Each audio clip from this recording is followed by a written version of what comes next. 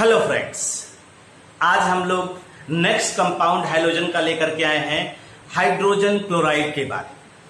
Hydrogen chloride के बारे में आज हम लोग पढ़ेंगे, इसकी क्या प्रिपरेशन होती है और इसकी प्रॉपर्टीज क्या होती है। इसके अलावा आज हम लोग पढ़ेंगे ऑक्सो एसिड्स ऑफ हाइड्रोजन। ठीक, तो सबसे पहले चीज आइए हाइड्रोजन क्लोराइड के बारे में देखते हैं। वास्तव में हाइड्रोजन क्लोराइड को जो है सबसे पहले ग्लेबर जी ने जो है प्रिपेयर किया था। Glauber prepared this compound in 1648 by heating salt, common salt with concentrate H2SO4। Common salt को आप हीट करिए H2SO4 के साथ, तो जो आपका साल्ट है H2SO4 से रिएक्शन करेगा, HCl बनाएगा, बाकी जो है आपका बाइसल्फेट या सल्फेट का फॉर्मेशन करेगा। तो सबसे पहले इन्होंने ही प्रिपेयर किया था, किसने? ग्लेबर जी। उसके बाद जो है 1810 जब इन्होंने क्लोरीन के बारे में बताया, क्लोरीन का नाम बताया, उसके एलिमेंट्री आइडिया के बारे में बताया, तो 1810 में डेवी जी ने क्या बताया कि वास्तव में जो हाइड्रोजन क्लोराइड होता है ये कंपाउंड है हाइड्रोजन और क्लोरीन का। हाइड्रोजन और क्लोरीन का ये कंपाउंड है जिसको आज हम लोग यहाँ पे पढ़ेंगे और समझेंगे उसके बारे में। तो सबसे पहली चीज जो है इसका मेथड ऑफ प्रिपरेशन, लैब में स्मॉल स्केल में इसको प्रिपेयर करते हैं by heating sodium chloride with H2SO4। अगर आपको याद हो तो आपने इससे पहले भी पढ़ा हुआ है, कहां पे MnO2 की इसकी रिएक्शन कराया था तो क्लोरीन बना था। अब यहाँ पे अगर इनकी आपस में रिएक्शन अगर आप करा दीजिए NaCl प्लस H2SO4 तो ये आपका बन जाएगा, आपका यहां से H निकलेगा, HCl बन जाएगा और सोडियम बाइसल्फेट, ये सोडियम बाइसल्फेट बन गया। और सोडियम बाइसल्फेट की फर्दर रिएक्शन आप करा दीजिए NaHSO4 की फर्दर रिएक्शन करा दीजिए किसके साथ? NaCl के साथ, तो ये H फिर से Cl के साथ निकल जाएगा, HCl बन जाएगा और ये सोडियम मिलकर के सोडियम सल्फेट बना देगा।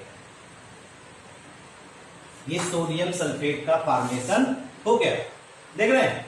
तो सोडियम बाइसल्फेट और सोडियम सल्फेट बन रहा है और दो मॉलिक्यूल HCl यहां पे इवॉल्व हो रहा है, हाइड्रोजन क्लोराइड इवॉल्व। तो ये मेथड ऑफ प्रिपरेशन में हुआ इसका स्मॉल स्केल में। आपको मालूम है जो HCl गैस यहां पे मिलती है, HCl gas is dried by passing through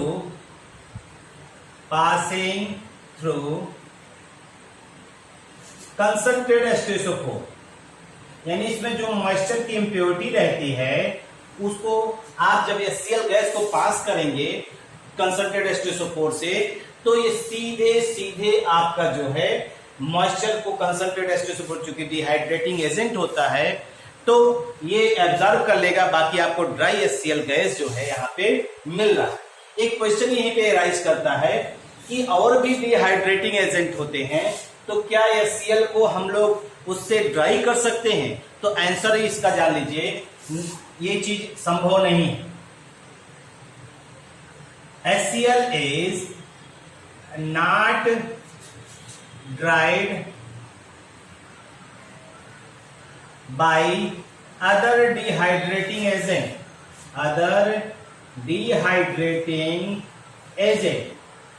HCl को हम लोग ड्राई नहीं कर सकते डिहाइड्रेटिंग एजेंट के साथ।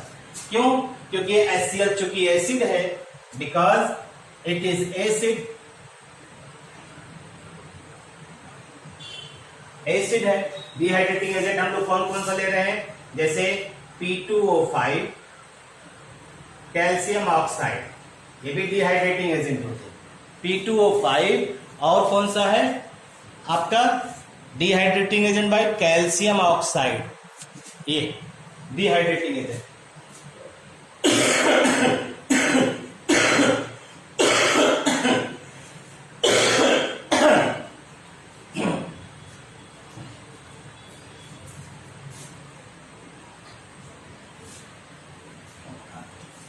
तो अदर डिहाइड्रेटिंग एजेंट आपका कौन है? कंसंट्रेट P2O5 और कैल्शियम ऑक्साइड के साथ नहीं करते, क्योंकि एसिड है combined with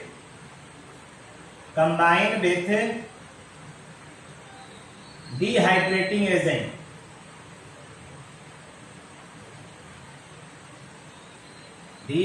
agent, and form salt का फॉर्मेशन कर दिया, फॉर्म साल्ट। ठीक है भाई।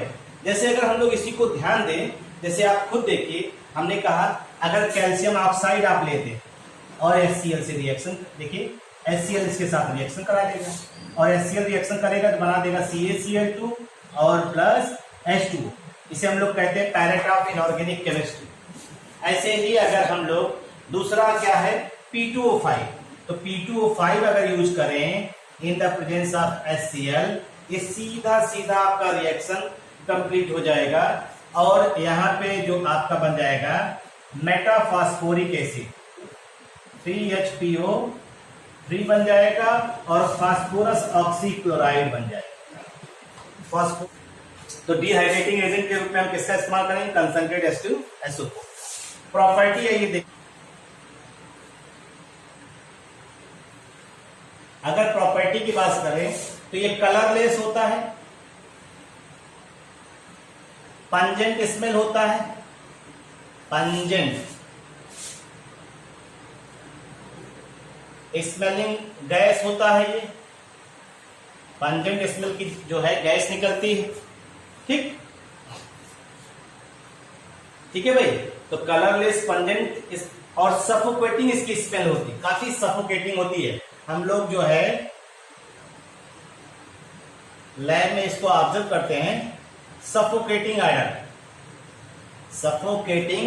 आयडर होता है ये, और आपको मालूम है ये हाईली सॉल्युबल इन वाटर होता है, हाईली सॉल्युबल इन वाटर। ठीक। और वाटर में सॉल्युबिलिटी होने की वजह से जो इसका एक्वस सॉल्यूशन होता है, एक्वस सॉल्यूशन को हम लोग कहते हैं हाइड्रोक्लोरिक एसिड। ठीक है भाई। एक्वस सॉल्यूशन को हम लोग क्या कहते हैं? Hydrochloric acid. ये ध्यान रखिएगा, हाइड्रोक्लोरिक एसिड क्यों कह रहे हैं? क्योंकि ये वाटर में जो है आयोनाइज हो जाता है और एसिड की तरह बिहेवियर शो करता है। इसका मतलब अगर गैस फॉर्म में है तो हाइड्रोजन क्लोराइड कहेंगे, और एक्वस सॉल्यूशन है तो हाइड्रोक्लोरिक एसिड कहेंगे। इसका जो बॉइलिंग पॉइंट है वो लगभग 189 केल्विन है। आप खुद समझ लीजिए, बॉइलिंग पॉइंट 189 केल्विन है और जो फ्रीजिंग पॉइंट है वो लगभग 159 केल्विन है। ये बॉइलिंग पॉइंट और फ्रीजिंग पॉइंट अगर इसको देखिए तो ये लगभग आप इसको ऑब्जर्व कर रहे हैं। अगर आप इसकी प्रॉपर्टी आउट देखें, केमिकल प्रॉपर्टी, तो केमिकल प्रॉपर्टी में एसिडिक, अब चूंकि पढ़े हुए हैं तो इसलिए देखिए एसिडिक कैरेक्टर। तो हमने आपसे कहा कि एक्वस सॉल्यूशन जो होता है, एक्वस सॉल्यूशन ऑफ HCl को हम लोग क्या कहते हैं? Hydrochloric acid. ये अभी बोला आपने, हाइड्रोक्लोरिक एसिड। और आप जानते हैं ये एसिडिक इन नेचर होता है, एसिडिक इन नेचर होता है। और एसिडिक होने का कारण क्या है? ये because it completely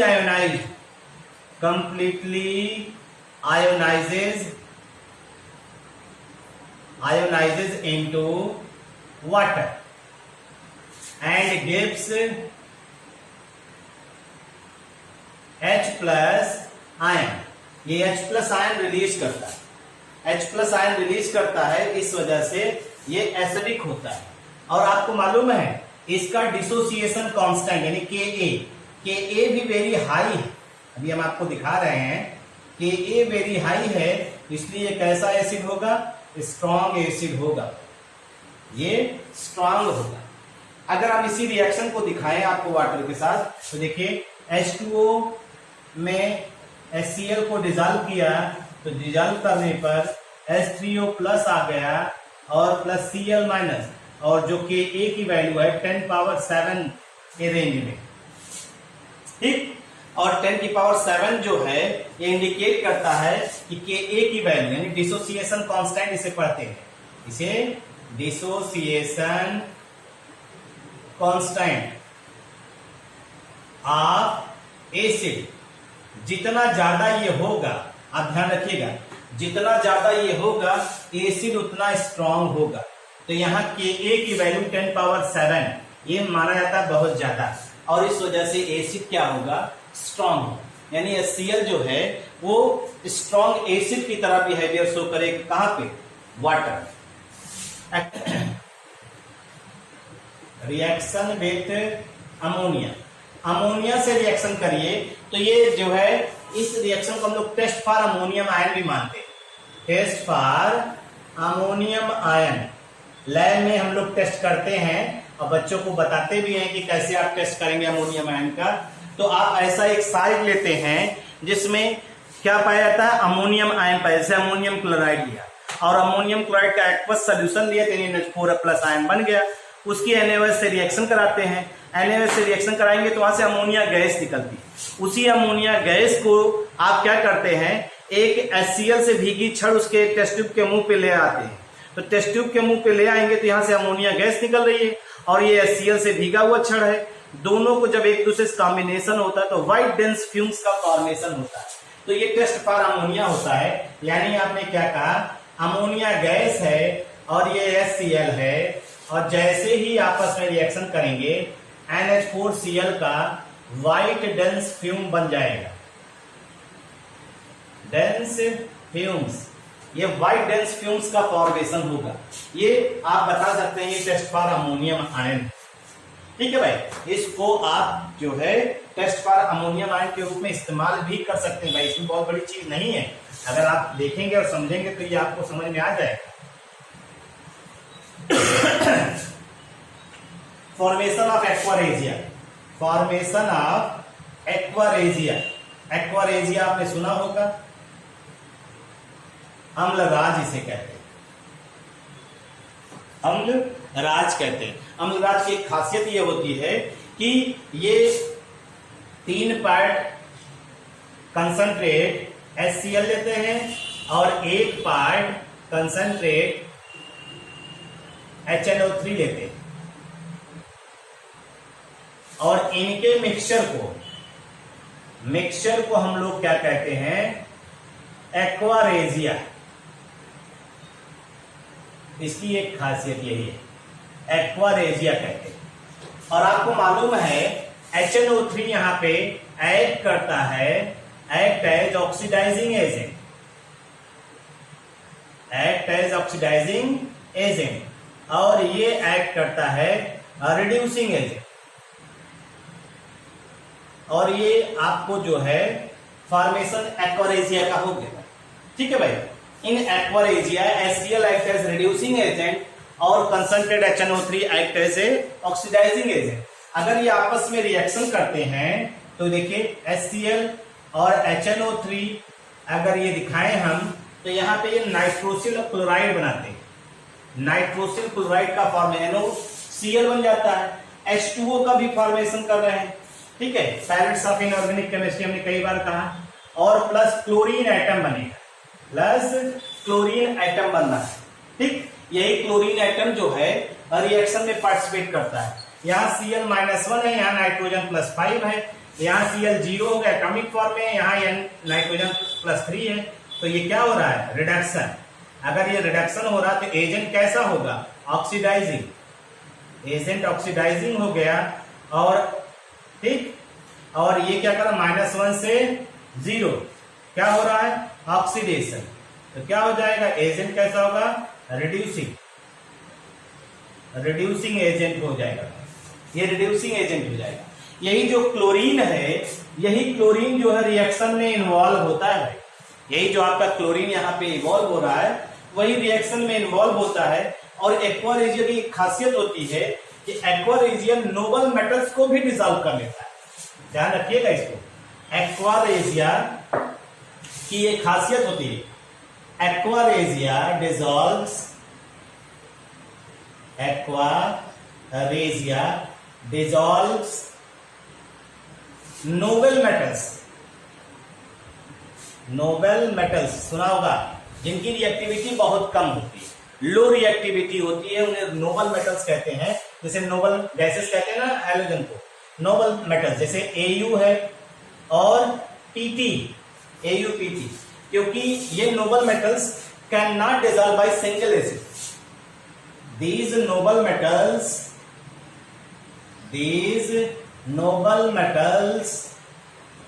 cannot dissolve by single acid. ये ध्यान रखिएगा, सिंगल एसिड के द्वारा ये डिजॉल्व नहीं हो सकते।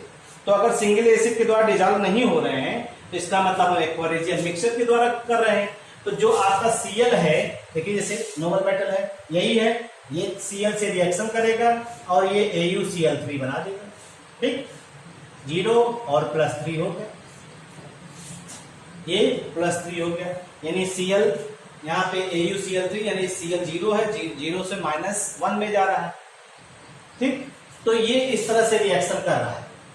ठीक, अगर हम इसके रिएक्शन को दिखाएं एक्वारेजिया के साथ, तो हमने डायरेक्ट Cl को उठा के यहाँ रिएक्शन दिखाया, वैसे भी आपने HCl में से H+ निकाल लिया, HNO3 में से भी HNO3 निकाल लिया है आपने, NO3- हो गया, और ये आपका क्या बन गया Cl-, ये आपका बन गया Cl-।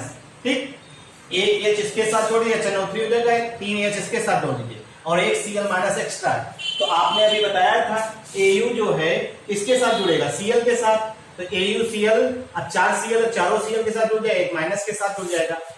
नाइट्रेट आयन जो है वो नाइट्रोसिल क्लोराइड में जुड़ता है। नाइट्रोसिल का मतलब नाइट्रोसिल ग्रुप, NO+ ग्रुप, तो ये NO में कन्वर्ट हो जाएगा। ठीक है, यह नाइट्रेट आयन जो है NO में कन्वर्ट हो जाएगा, और साथ ही साथ जो है बाकी आपका जो बचा है हाइड्रोजन और ऑक्सीजन मिला करके पैरेट्स ऑफ इनऑर्गेनिक केमिस्ट्री यानी H2O निकल जाएगा, H2O बन जाएगा। ये आपका जो है बन रहा है सीधे सीधे। अगर इसी तरह से हम लोग Pt का दिखाएं तो Pt का रिएक्शन देखिए, तो Pt को 16H+ NO3- और +Cl-, इसको बैलेंस करके अगर दिखाना हो तो हमने बताया 18Cl- हो जाए, 4NO3, 4 का बेस प्रोपोर्शन रहेगा, क्योंकि ये एक पार्ट है, ये इसका कौन सा पार्ट है 3। ठीक है, तो यहाँ पे अगर आप देखिए तो कितना Cl एक्स्ट्रा हो रहा है भाई। Pt जो है, ध्यान दीजिएगा, Pt जो है Cl से रिएक्शन करके क्या बनाता है, PtCl4 बनाएगा, ये कंपाउंड बनाएगा, PtCl4 बनाएगा। तो यहाँ पे PtCl4 बनाएगा, तो अगर हम दिखा दें PtCl4 है तो एक्स्ट्रा बढ़ सकता कितना 6 तक, और ये आपका हो जाएगा 2-, ये 3 Pt हो जाएगा। आपने कहा नाइट्रेट NO बन जाएगा, कितना NO हो जाएगा, 4 NO हो जाएगा। ठीक है, नाइट्रेट NO में कन्वर्ट हो रहा है, ये ध्यान रखिएगा। और बाकी जो बचा वो parrots of inorganic chemistry, parrots of inorganic chemistry में कितना H है, 16 का मतलब कितने H2O बन सकते हैं, 8, तो 8 H2O लिख दीजिए। अब बैलेंस हो जाएगा आपका। अगर देखिए चार्ज देखिए तो आपको आइडिया हो जाएगा, 4 और 18 22 और 16 6 माइनस आ रहा है, 6 माइनस या 3 दूना 6 माइनस आ रहा है, ये चार्ज बैलेंस हो गया। तो ये प्लैटिनम और Au को देखिए डिजॉल्व कर ले रहा है, नोबल मेटल्स को ये डिजॉल्व कर दे रहा है कौन, एक्वारेजिया। ठीक, ऐसा रिएक्शन दिखाते हैं HCl के साथ। तो जो वीक एसिड के साल्ट है, जैसे बाइकार्बोनेट, कार्बोनेट है, सल्फाइट है, सल्फाइड है, ठीक है, और बाइसल्फेट है, ये तमाम जो है कंपाउंड जो है ये सीधे सीधे HCl के द्वारा डिकम्पोज होते हैं और किसमें कन्वर्ट होते हैं, उनके करस्पॉन्डिंग साल्ट में कन्वर्ट हो जाते हैं, उनके करस्पॉन्डिंग जो साल्ट में कन्वर्ट हो जाते हैं। यानी जैसे कार्बोनिक एसिड है, कार्बोनेट हो गया, कार्बोनेट, ठीक, कार्बोनेट हो गया, आपका बाइकार्बोनेट हो गया, बाइकार्बोनेट हो गया, ठीक, सल्फाइड हो गया, सल्फाइड हो गया, सल्फाइड हो गया, थायोसल्फाइड हो गया, थायोसल्फेट हो गया, थायोसल्फाइड हो गया, नाइट्राइट हो गया,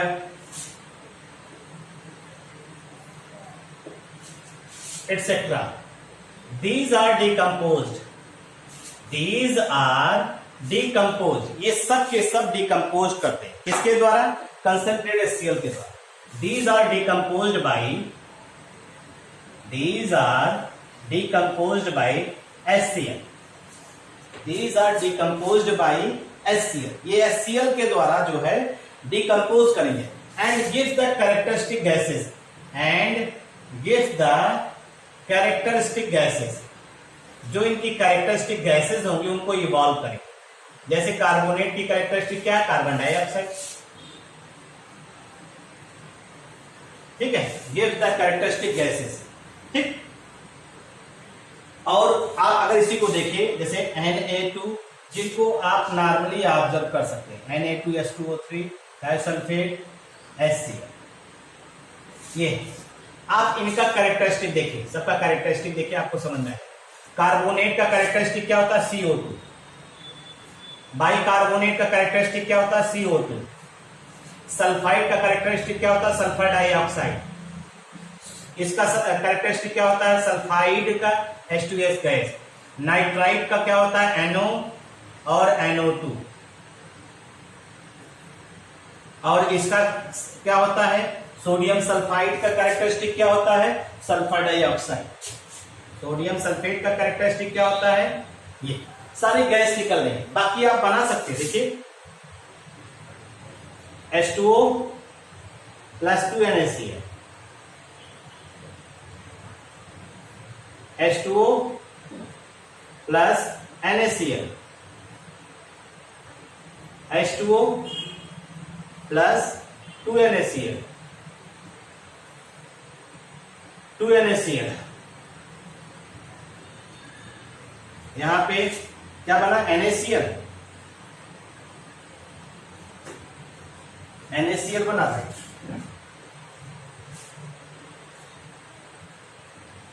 टू NaCl, ठीक, 2 NaCl। और ये आपका बन गया सोडियम क्लोराइड और प्लस H2O बन गया, सल्फर बन गया, H2O बन गया और प्लस NaCl। इस सारे रिएक्शंस आप इस तरह से समझ सकते हैं और पढ़ सकते हैं, ठीक। अब उसके बाद कहा गया है, एक क्वेश्चन आपके यहां दिया गया है, reaction with finely divided Fe। तो यहां पे क्वेश्चन है कि FeCl2 form but FeCl3 not, why? यही क्वेश्चन, ठीक है, टेक्स्ट बुक का क्वेश्चन है। तो आप देखिए ये पाउडर फॉर्म में है और 2HCl रिएक्शन हुआ तो ये बन रहा है FeCl2 और हाइड्रोजन। यही जो हाइड्रोजन है यही प्रिवेंट करता है, प्रिवेंट द फॉर्मेशन ऑफ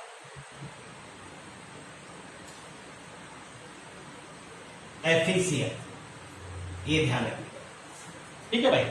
तो ये आपका जो है क्या हुआ, ये आपका HCl हुआ, इसके बारे में आप पढ़ डालिए, बाकी की बातें आगे चलते हैं। Oxo acids of halogen, oxo acids of halogen की अगर हम लोग चर्चा कर रहे हैं तो आप देखिए हमने एक टेबल एक बना दिया है और उसमें जो ऑक्सो एसिड्स हैं उनका नाम क्या क्या है। पहला जो है +1 ऑक्सीडेशन स्टेट को हम लोग क्या कह रहे हैं? Hypohalous acid. +3 ऑक्सीडेशन स्टेट को हम लोग बोलेंगे हेलस एसिड और +5 वाले को बोलेंगे हेलिक एसिड और +7 वाले को बोलेंगे परहेलिक एसिड। आप ध्यान दीजिएगा, फ्लोरीन जो है वो ऑक्सो एसिड्स का फॉर्मेशन बहुत कम करता है, अभी चर्चा किया जाएगा क्यों ऐसा है। फ्लोरीन ऑक्सो एसिड्स का फॉर्मेशन बहुत कम करता है, तो फ्लोरीन का जो है +1 ऑक्सीडेशन स्टेट में ही ऑक्सो एसिड्स का फॉर्मेशन हो रहा है HF4, ठीक है। बाकी क्लोरीन सबसे ज्यादा है, ब्रोमीन भी उसी हिसाब से है और आयोडीन भी उसी हिसाब से ये हेलस एसिड का फॉर्मेशन करता है, ठीक। तो इसे पढ़ेंगे hypofluorous acid, hypochlorous acid, hypobromous acid, hypoiodous acid. इसे क्लोरस एसिड पढ़ेंगे, इसे क्लोरिक एसिड पढ़ेंगे, इसे परक्लोरिक एसिड पढ़ेंगे। ये इनका नाम है जिनको हम लोग नॉर्मली देख रहे हैं और +7 ऑक्सीडेशन स्टेट के हिसाब से आप देख रहे हैं +1 से +7 तक ऑक्सीडेशन स्टेट ये शो कर।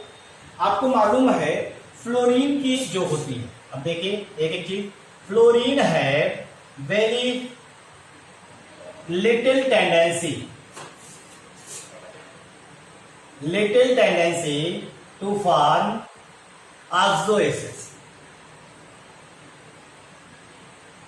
बिकॉज आपको मालूम है फ्लोरीन की साइज छोटी, फ्लोरीन की इलेक्ट्रोनेगेटिविटी बहुत ज्यादा है, बिकॉज फ्लोरीन है स्मॉल साइज,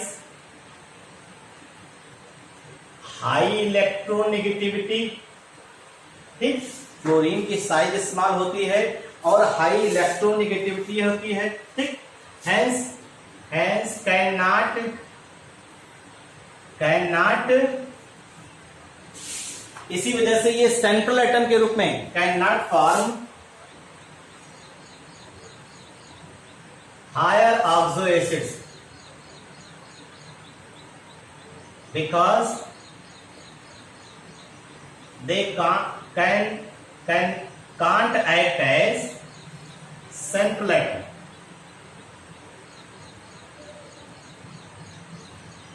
In higher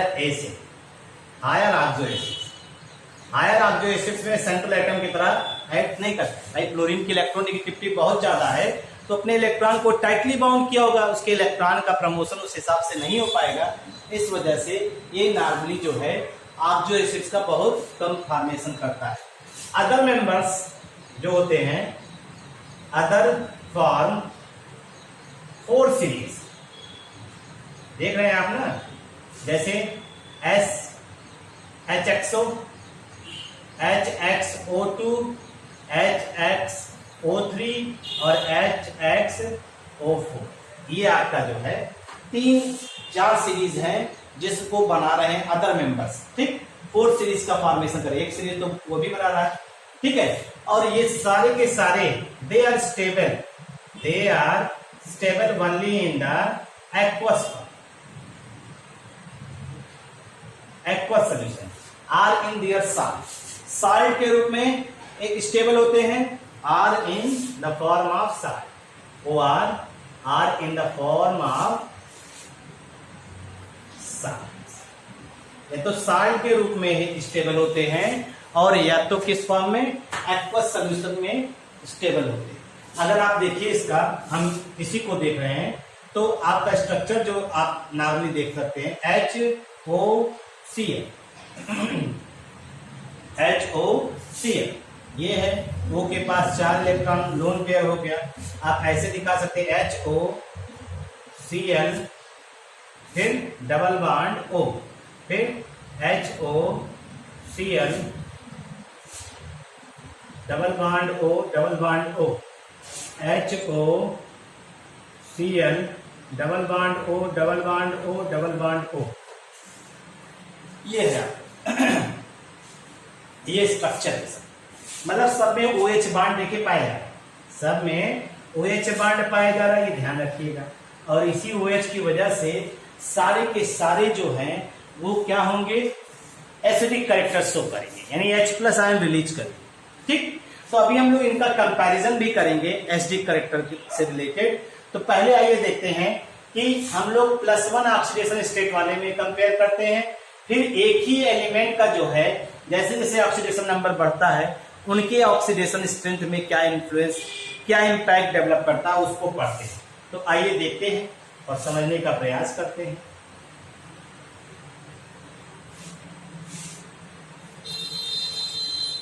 अगर हम इसी को देखें और इसी को समझने का प्रयास करें तो हम लोग कह सकते हैं एसिड स्ट्रेंथ जो होती है ऑक्सो एसिड्स, ठीक है, वो देखिए पहला जो एसिड स्ट्रेंथ होती है, acid strength of oxo acids, जो एसिड स्ट्रेंथ होती है ऑक्सो एसिड्स की वो क्या होती है, having the same oxidation state, having the same oxidation state,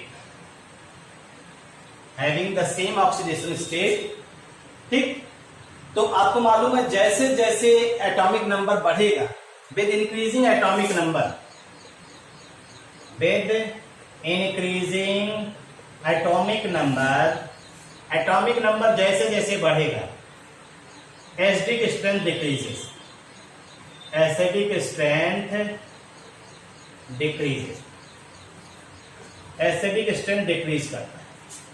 having the same oxidation state with increasing atomic number, acidic strength decrease करता है। जैसे देखिए आपको क्लोरीन को हटा ही दे रहे हैं, क्लोरीन का बहुत कम पाया जाता है, तो हम HClO का कर रहे हैं और HIO का कंपैरिजन कर रहे हैं। HClO और HIO इसे जानते हैं, इसे मोर एसिडिक कहेंगे और इसे लेस एसिडिक कहेंगे, और उसका कारण है HO बॉन्ड है ही है, Cl, HO बॉन्ड है I। आपको मालूम है इसकी इलेक्ट्रोनेगेटिविटी ज्यादा होती है ऑक्सीजन की, ये इलेक्ट्रॉन खींचेगा, ये भी इलेक्ट्रॉन खींचेगा।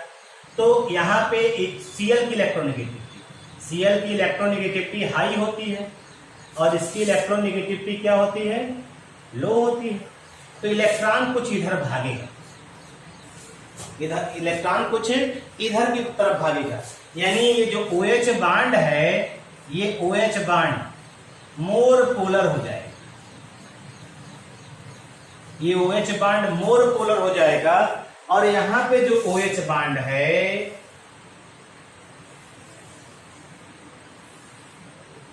लेस पोलर हो जाएगा।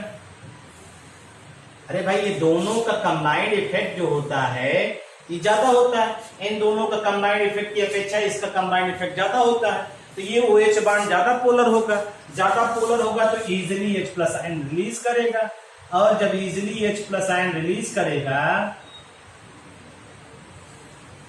मोर एसिडिक, इसी वजह से एसिडिक ज्यादा होगा। यानी अगर हम लोग तुलना करें तो Cl की इलेक्ट्रोनेगेटिविटी ज्यादा होती है ब्रोमीन से, ब्रोमीन की इलेक्ट्रोनेगेटिविटी ज्यादा होती है आयोडीन से, तो इस वजह से इसका जो ऑक्सो एसिड्स होगा वो मोर एसिडिक होगा इसकी अपेक्षा, और इसका जो ऑक्सो एसिड होगा मोर एसिडिक होगा इसकी अपेक्षा। यानी ये एसिडिक स्ट्रेंथ क्या है, एसिडिक कैरेक्टर डिक्रीजेस, और यहां क्या हो रहा है, इलेक्ट्रोनेगेटिविटी डिक्रीजेस। तो इलेक्ट्रोनेगेटिविटी के आधार पे आपने इस चीज को एक्सप्लेन किया, ठीक। अब अगर हम एक एटॉमिक नंबर की बात छोड़ें, अब हम ऑक्सीडेशन स्टेट की बात करें। अगर ऑक्सीडेशन स्टेट इंक्रीज कर रहा है ऑक्सीडेशन स्टेट अगर इंक्रीज कर रहा है, तो जैसे जैसे ऑक्सीडेशन स्टेट इंक्रीज करेगा पर्टिकुलर हैलोजन आइटम की, उसकी एसिडिक स्ट्रेंथ भी क्या होती है, इंक्रीज करती है। आइए इसको समझने का प्रयास करते हैं। नेक्स्ट पॉइंट में आप particular halogen item, particular halogen item, halogen item increases with increase in atomic number. जैसे जैसे एटॉमिक नंबर इंक्रीज करेगा एसिडिक स्ट्रेंथ इंक्रीज करेगी। जैसे यही देखिए, आपने कहा ये, आपने इसकी बात कही, एसिडिक स्ट्रेंथ इंक्रीजेस, यानी HClO4 मोर एसिडिक होगा देन HClO, ठीक है। HClO4 मोर एसिडिक होगा देन HClO, ठीक। यहां +1 ऑक्सीडेशन स्टेट, यहां +3, यहां +5 और यहां +7। तो ऑक्सीडेशन स्टेट बढ़ रहा है और एसिडिक स्ट्रेंथ क्या हो रहा है, इंक्रीज कर रहा है। इसका मतलब जैसे जैसे ऑक्सीडेशन स्टेट इंक्रीज करेगा एसिडिक स्ट्रेंथ भी क्या होगा, इंक्रीज करेगा। इसी को समझते हैं, इसी को समझने का प्रयास करते हैं, और इसको हम लोग समझाएंगे किस हिसाब से, can be explained on the basis of Bronsted and Lowry concept of conjugate acid base pair. Conjugate acid base pair, इसको हम लोग जो समझाएंगे कॉन्जुगेट एसिड बेस पेयर। अगर आपको याद हो 11 पे पढ़ा है conjugate acid pair. Conjugate acid और बेस में डिफरेंस किसका होता है? H प्लस का। और ये भी कहा गया है कि अगर एक एसिड, अगर ये एसिड स्ट्रांग है तो बेस क्या हो जाएगा? वीक हो जाएगा। एसिड अगर स्ट्रांग है तो बेस वीक हो जाएगा, बेस अगर स्ट्रांग है तो एसिड वीक हो जाएगा। यानी इसमें क्या कहा गया है? इन conjugate acid base pair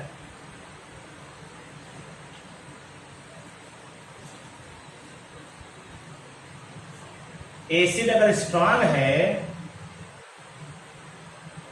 conjugate base जो होगा क्या होगा भाई? वीक। और अगर एसिड जो है वीक है तो कॉन्जुगेट एसिड जो होगा स्ट्रांग। यही कॉन्सेप्ट हम लोग लेंगे। इसी कॉन्सेप्ट की सहायता से हम लोग समझाने का प्रयास यहाँ पे। मैंने आपसे कहा कि जो ऑक्सो एसिड्स हैं वो स्टेबल होते हैं किसमें? एक्वस सॉल्यूशन में। तो अगर इसी को दिखाइए आप यहाँ पे HCl O प्लस H2O, अगर ये हो तो ये इस तरह से टूट जाएगा H3O प्लस और plus ClO minus, HClO2 plus H2O, ये टूटे H3O plus plus ClO2 minus HClO3 HClO4 H2O ये इक्वेशन बना दें। सब जगह H3O प्लस आएगा ही, सब एसिडिक है। यहाँ ClO3 माइनस हो जाएगा, यहाँ ClO4 माइनस हो जाएगा। बस यही है। ठीक, तो ये आपका हो गया। देखिए ये प्रोटॉन डोनर हो गया, ये प्रोटॉन एक्सेप्टर हो गया, ये प्रोटॉन डोनर हो गया, ये प्रोटॉन एक्सेप्टर। यानी proton donor, proton acceptor. Proton donor को आप क्या कहते हैं? एसिड कहते हैं। प्रोटॉन एक्सेप्टर को क्या कहते हैं? बेस कहते हैं। प्रोटॉन डोनर को आप क्या कहते हैं? एसिड कहते हैं। प्रोटॉन एक्सेप्टर को आप क्या कहते हैं? बेस कहते हैं। यही तो है, इसको पढ़ा है ना, याद है? तो अगर हम इसी को ध्यान दें तो अब हम यहाँ पे क्या देखेंगे? इनकी आयन जो बन रहे हैं, ठीक, जो आयंस बन रहे हैं, आयंस की स्टेबिलिटी जो है वो डिफाइन करेगी द एसिडिक स्टेट। कैसे? जैसे आप इसी को देखें, इसको हम लोग परक्लोरेट आयन। तो परक्लोरेट आयन को अगर हम लोग देख रहे हैं तो देखिए ध्यान से, ClO ये हो,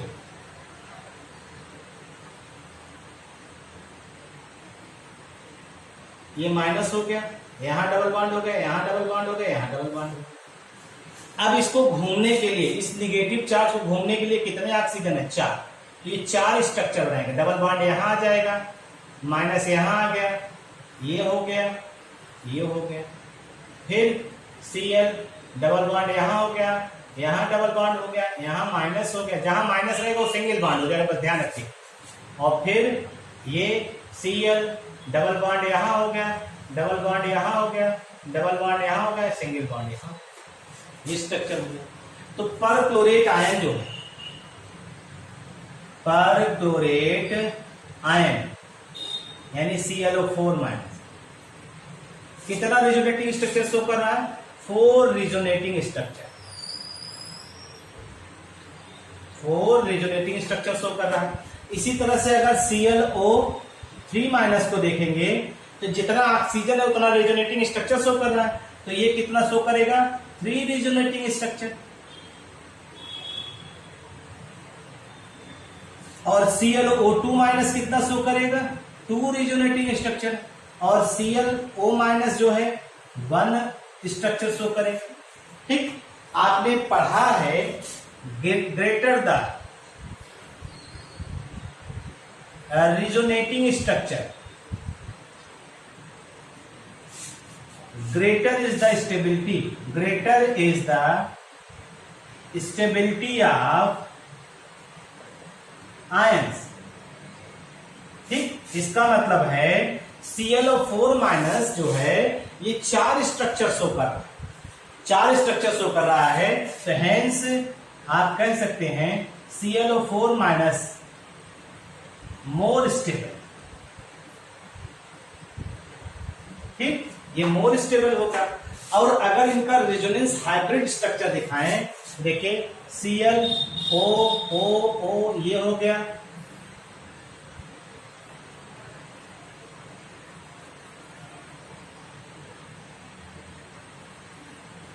ये आपका, और यहां पे Cl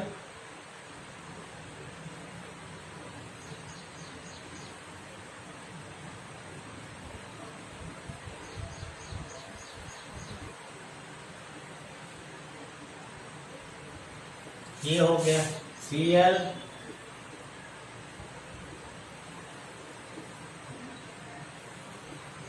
ये हो गया Cl,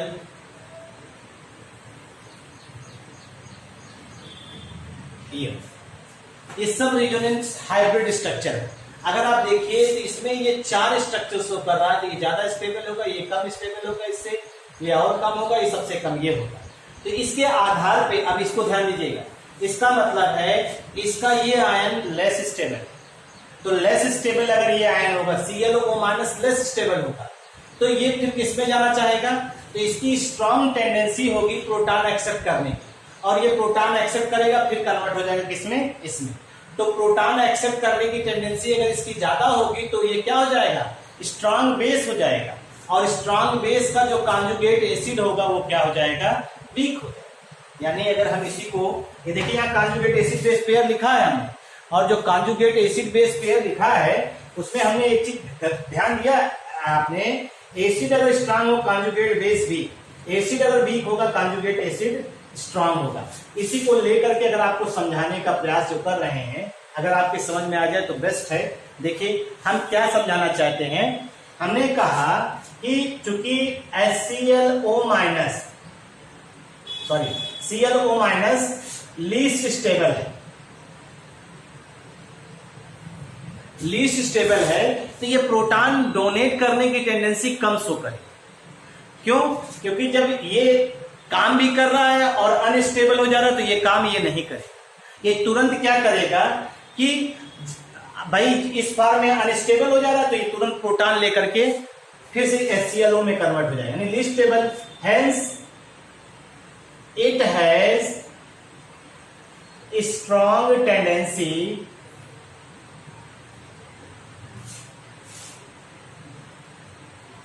for abstraction of proton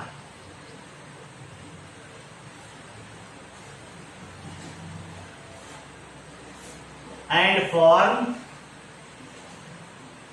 HClO। That's why ClO minus strong base हो जाएगा, ClO माइनस क्या हो जाएगा, स्ट्रॉन्ग बेस हो जाएगा। और जब ClO माइनस स्ट्रॉन्ग बेस हो जाएगा and it's conjugate acid HClO is a weak acid, HClO क्या हो जाएगा, वीक एसिड है।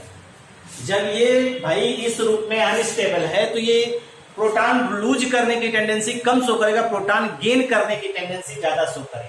यानी ये इसमें नहीं कन्वर्ट होगा, ये इसी रूप में रहेगा। तो इस रूप में जाने के लिए इसे क्या करना पड़ेगा, प्रोटॉन लेना पड़ेगा। ठीक, सीधे सीधे हो गया। अब HClO4 की बात करते हैं, ClO4 माइनस की बात करते हैं। ये क्या है, ये मोस्ट स्टेबल है। अब देखिए मोस्ट स्टेबल है मतलब इस फॉर्म में जो है ज्यादा स्टेबल है, तो इस फॉर्म में ज्यादा स्टेबल है तो प्रोटॉन एक्सेप्ट करने की टेंडेंसी क्या होगी, इसकी कम होगी। यानी have less tendency to gain proton. ठीक, have less tendency to gain proton. Proton gain करने की इसकी टेंडेंसी क्या होगी? लेस होगी. और लेस क्या, बल्कि लीस्ट कहिए, लीस्ट होगी, लीस्ट होगी. तो ये कैसा बिहेवियर शो करेगा? Weak base, weak base. ठीक है, इसलिए कैसा बिहेवियर शो करेगा? Weak base. Hence it's conjugate acid क्या होगा? HClO4 is strong. इसी वजह से इसका कॉन्जुगेट एसिड जो होगा स्ट्रॉन्ग होगा. इस आधार पे हम लोग कह सकते हैं HClO4, यानी on the basis of this we can say that, on the basis of this we can say that, on the basis of we can say that. अगर इसी को माने तो HClO4 are more acidic than HClO3, HClO3 are more acidic than HClO2 than HClO. ठीक, तो ये है acidic character decreases.